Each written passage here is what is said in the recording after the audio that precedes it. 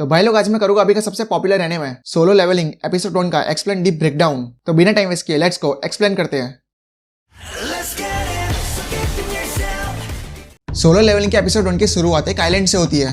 ये 3 साल पहले का सीन होता है। उस आइलैंड पर बहुत सारे फाइटर शिप्स आए हुए थे हमला करने के लिए, पर वो हमला नहीं कर रहे थे क्योंकि उनके शिप्स के कैप्टन के मुताबिक उनके शिप्स के हथियार उस आइलैंड पर जो भी क्रीचर है उस पर काम नहीं करेंगे। फिर शिप्स का कैप्टन कहता है कि उस आइलैंड पर जो भी चीज़ है उसका सामना सिर्फ हंटर ही कर सकते हैं। तभी हमें उस आइलैंड पर हंटर्स को दिखाया जाता है जो जायंट्स एंड्स के साथ जंग कर रहे थे, पर ये सारे हंटर्स लो रैंक हंटर थे, इसलिए उनके पास पावर्स भी कम थी। इसलिए जायंट एंड्स उन पर भारी पड़ रही थी। कितने हंटर्स घायल भी हो चुके थे, इसलिए वो लोग हाई रैंक हंटर्स को याद करते हैं। तभी वहाँ एस रैंक वाले हंटर्स आ जाते हैं। वो लोग उन जायंट्स मॉन्स्टर को खत्म करने लगते हैं। इन हंटर्स के पास कई तरह की पावर्स भी होती है, थंडर पावर्स और मैजिक हीलिंग पावर्स और कई तरह की पावर्स भी इनके पास होती है। ये सारे hunters high S rank hunters थे, इसलिए इनके पास ये सारी एबिलिटीज थी। ये सारे हंटर्स की वहाँ काफी टाइम तक जंग होती है। अगले सीन में कमांडर चोई को दिखाते हैं। उनके पास फायर टाइप पावर्स होती है जो अपनी पावर से उन सारी एंड्स को जला देते हैं। धरती पर ये सब शुरुआत 10 साल पहले हुई थी। 10 साल पहले दूसरे डायमेंशन के पोर्टल धरती पर हर जगह खुल चुके थे और उन डायमेंशन के जो भी क्रीचर्स है धरती पर उन्हें मैजिक भी कहने लगे थे क्योंकि धरती पर कोई भी गन जैसा हथियार उन पर बेअसर था। तभी कुछ लोगों ने अपने आप को इतना ट्रेन किया कि वो लोग इन मॉन्स्टर से लड़ने में काबिल हुए। उन्हें ही हंटर्स कहा जाने लगा। हंटर्स के शरीर में किस रैंक की एबिलिटीज मौजूद है उस हिसाब से उन्हें अलग अलग रैंक्स में बांट दिया गया, जैसे कि एस, ए, बी, सी, डी और ई। अगर किसी हंटर की पावर जग जाती है तो वो कितनी भी कोशिश मेहनत कर ले उसकी पावर जितनी है उतनी ही रहेगी, उन्हें उससे ज़्यादा पावर्स नहीं मिल सकती। अब 3 साल बाद यानी कि प्रेजेंट डे की कहानी स्टार्ट होती है। हमें कुछ हंटर्स का ग्रुप दिखाया जाता है जो किसी पोर्टल के पास बात कर रहे थे। तभी वहाँ इस एनीमे का हीरो संग जिनू की एंट्री होती है। वहाँ के कुछ हंटर्स संग की बात कर रहे होते हैं कि संग बहुत ज़्यादा कमज़ोर है और ई रैंक हंटर है। दोस्तों, ई रैंक हंटर्स बहुत ज़्यादा कमज़ोर हंटर होते हैं, उनके पास कोई पावर्स या एबिलिटीज़ नहीं होती। संग को भी ये बात पता थी, इसलिए वो उनकी बात को इग्नोर करता है, दिल पे नहीं लेता। वहाँ उसकी फ्रेंड जूही भी थी जो उसकी काफ़ी चिंता करती थी। जूही के पास मैजिक हीलिंग एबिलिटी थी। संग के लास्ट मिशन में उसे चोट लगी थी और वहाँ कोई भी हीलिंग एबिलिटी वाला हंटर नहीं था, इसलिए संग कुछ दिन हॉस्पिटल में था। इसीलिए जूही को उसकी काफ़ी फिक्र थी।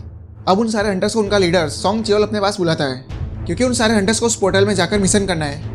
अब सारे हंटर्स उस पोर्टल में चले जाते हैं। संग के पास कोई भी पावर्स नहीं थी, इसलिए वो अपने साथ एक नाइफ लेकर उस पोर्टल में चला जाता है। संग को अपने आप को साबित करना था कि वो भी एक काबिल हंटर है, इसलिए वो फुल जोश में था। अगले सीन में एक बिल्डिंग को दिखाते हैं जिसमें सारे हंटर्स का चेयरमैन था। वहाँ कुछ टाइम पहले चेयरमैन की एक मीटिंग हुई थी जिसमें चेयरमैन से ऊपर के लोगों को एक प्रॉब्लम थी। बेसिकली हंटर्स जिस भी पोर्टल में जाते हैं वहाँ बड़े तहखाने होते हैं जिसके अंदर वो लोग जिस भी क्रीचर्स को मारते हैं तब उन्हें वहाँ से एसेंस स्टोन्स मिलते हैं जो बहुत कीमती होते हैं। उन एसेंस स्टोन की वजह से ये सारी हंटर्स की ऑर्गेनाइजेशन और हंटर्स का घर चलता है। अगर हंटर्स से वो तहखाने तबाह हो जाते हैं तब एसेंस स्टोन्स भी हंटर्स को नहीं मिल पाता है। इससे सभी को काफ़ी आर्थिक तंगी का सामना करना पड़ता है।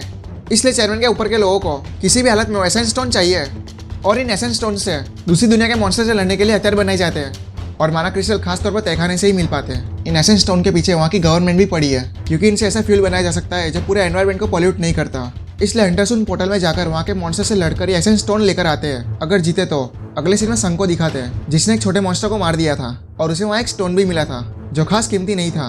तभी वहाँ दूसरा मॉन्स्टर उस पर हमला कर देता है। संग भी उस पर हमला करता है पर उसका नाइफ टूट जाता है। वो मॉन्स्टर संग को घायल कर देता है। वो मॉन्स्टर संग को मारने ही वाला होता है, तभी दूसरा हंटर उसको बचा लेता है। संग काफी घायल हो चुका था। फिर जूही संग को बचाने भागती है। जूही संग को अपना मैजिक हीलिंग एबिलिटी से ठीक कर देती है। तभी दूसरे हंटर्स ने वहाँ के बॉस मॉन्स्टर को हरा दिया था। एक हंटर को वहाँ एक सुरंग दिखाई देती है। सब लोग वहाँ पहुँचते हैं उसे देखने के लिए। इस सुरंग से वहाँ के एक प्राचीन तहखाने में जा सकते हैं।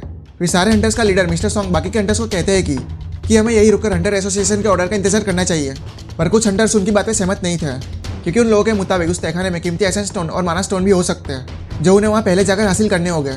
अगर ये हंटर्स पहले नहीं जाएंगे तो दूसरे हंटर्स वो सब स्टोन ले जाएंगे और इन्हें कुछ भी नहीं मिलेगा। मिस्टर सॉन्ग उन्हें समझाते कि वहाँ जाने में बहुत खतरा है, इसलिए उन्हें वोट करना होगा। फिर सब लोग वोट देते हैं नीचे जाने के लिए। कुछ हंटर्स राजी होते पर कुछ नहीं। उनमें से जूही को भी तहखाने में नहीं जाना था। 6 लोगों की यहाँ थी और 6 लोगों की ना थी, लेकिन संग का वोट अभी बाकी था और वो भी यहाँ कहकर तहखाने में जाने के लिए तैयार था। एक्चुअली संग वहाँ पर जाना नहीं चाहता था। संग ने इसलिए हाँ कहा था क्योंकि उसे अपनी माँ का इलाज करवाना था और अपनी बहन की पढ़ाई करवानी थी और संग के पिता मिसिंग थे, इसलिए उसे अपना घर परिवार चलाना था हंटर की जॉब करके। इसलिए तहखाने में जाने के लिए अब ज़्यादा वोट हाँ के थे, इसलिए मजबूरन सभी को वहाँ जाना पड़ता है। अगले सीन में एक बड़ी लैब में हंटर ज्वाइनिंग प्रोसेस दिखाते हैं जिसमें कमांडर चोई एक मिशन की तैयारी में थे जो किसी भी रैंक के हंटर्स को शामिल कर रहे थे। यहाँ कमांडर चोई किसी हाई हंटर की बात करते हैं जो बहुत काबिल है और उसके साथ दूसरा काबिल हंटर उन्हें मिल नहीं पा रहा। नेक्स्ट सीन में एक चोर किसी लड़की का पर्स चुरा कर स्कूटी से भाग रहा था। तभी एक लड़की उन्हें रोक लेती है और सबक सिखा देती है। वो लड़की उसका पर्स लौटा देती है। तभी वहाँ बहुत सारी पब्लिक इकट्ठा हो जाती है और उस लड़की की तारीफें करती है। ये लड़की हाई हंटर थी जिसकी बात कमांडर चोई कर रहे थे और वहाँ की पब्लिक को भी पता था कि यही हाई हंटर है क्योंकि वो हंटर बहुत फेमस थी। फिर हायन वहाँ से चली जाती है। अगले सीन में संग वाले हंटर्स को दिखाते हैं जो करीब 40 मिनट से सुरंग से तहखाने की ओर जा रहे थे। अगर हंटर्स किसी भी डायमेंशन में मॉन्स्टर के बॉस को मारते हैं तब वहाँ के तहखाने का डोर 1 घंटे तक खुला रहता है। इन 1 घंटे में ही उन्हें तहखाने में जाकर एसेंस स्टोन और माना स्टोन जैसी कीमती चीजें लेकर वापस लौटना होता है, नहीं तो तहखाने का डोर बंद हो जाएगा और सारे हंटर वही फंस जाएंगे। अब सुरंग के रास्ते चलते हुए 40 मिनट हो चुके थे। अब उनके पास 20 मिनट है तहखाने में जाने के लिए। जोई संग से नाराज थी क्योंकि संग ने भी हाका वोट दिया था, इसलिए वो संग को और मुसीबत में नहीं देख सकती थी। जूही बी रैंक हीलर हंटर थी और जूही के लिए ही संगू आज तक जिंदा है। तभी उन्हें बॉस चैम्बर यानी कि तहखाना दिख जाता है। अगले सीन में हंटर एसोसिएशन के चेयरमैन को दिखाते हैं जो नए हंटर्स को रूल समझाते हैं और दूसरे डायमेंशन के डर के बारे में भी बताते हैं। नेक्स्ट सीन में ये सारे हंटर्स उस बॉस चैम्बर में चले जाते हैं। उनके अंदर पहुंचते ही वहाँ मसाल की ब्लू रोशनी हो जाती है। उस बड़े हॉल में विशाल मूर्तियाँ थी और एक सबसे बड़ी मूर्ति भी थी। तभी उन्हें वहाँ एक प्राचीन स्क्रिप्ट दिखती है जिसमें इस कार्टनेन टेम्पल के जरूरी नियम लिखे थे। पहला नियम है देवता का सम्मान करो, दूसरा नियम है देवता की तारीफ करो और तीसरा नियम है देवता के प्रति अपनी भक्ति को साबित करो। और जो भी नियमों को फॉलो नहीं करेगा तो वो जिंदा नहीं बचेगा। तभी अचानक तहखाने का दरवाजा बंद हो जाता है। सारे हंटर हैरान हो जाते हैं कि आखिर ऐसा कैसे हुआ। तभी एक हंटर बहुत डर जाता है और वहाँ से जाने की कोशिश करता है। तभी एक बड़ी सी मूर्ति उसे काट डालती है।